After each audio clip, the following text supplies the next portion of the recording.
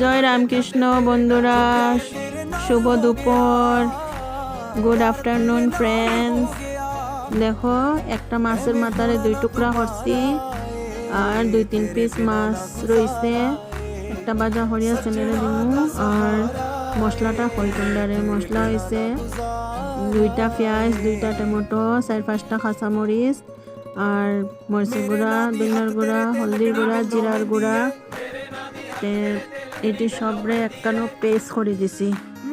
Paste করিয়া রাঁধছি। এরকম তরকারি রান্না দেখো খুব স্বাদ হয়, তরকারিটা খুব টেস্টি হয়। সবাই ভালো আছো তো? আমিও ভালো আছি।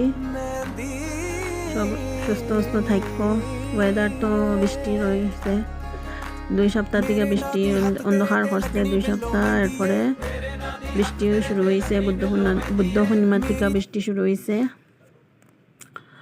তে এরকম রান্না দেখো বন্ধুরা, খুব স্বাদ হয়। তোমরা যে যেখানেও থাকো লাইক কমেন্ট করিও আর কই ওই দেখো এরকম সরসরা বনে আর খুব টেস্টি হয়। বাই বাই, জয় রামকৃষ্ণ।